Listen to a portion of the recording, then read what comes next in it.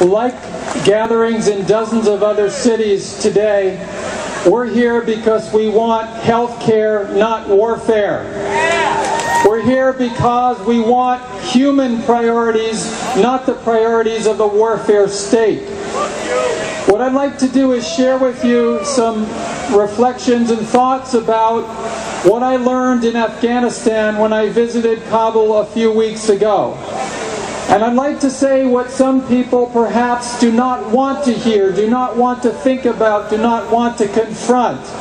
And that is that we need to confront and challenge the enemy in Afghanistan. I saw the devastation caused by the enemy in Afghanistan. That enemy is poverty. And if we're going to have an appropriate surge against poverty, then what we need is to change the way that our tax dollars are spent. I know some people say, well, just get out of Afghanistan.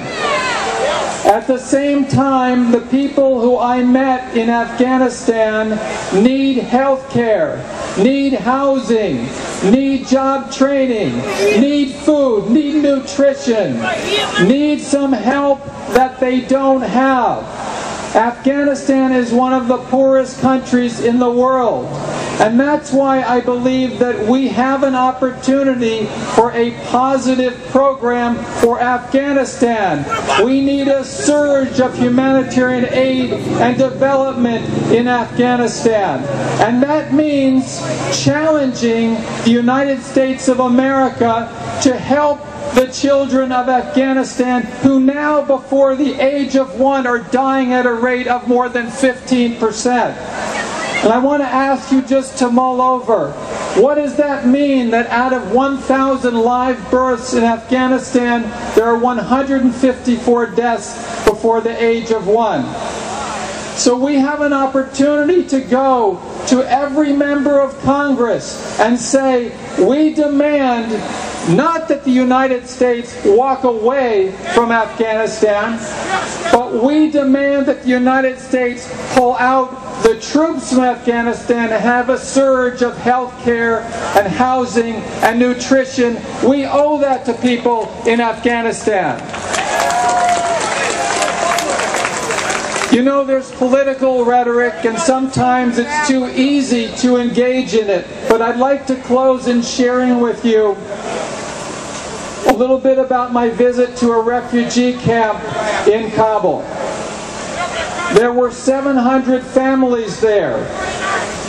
They were from the Helmand province in the southern part of the country.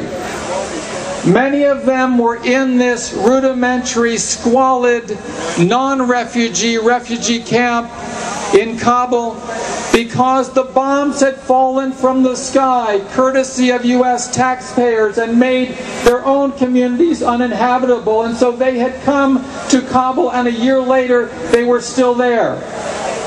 And I met a 7-year-old girl named Guljuma.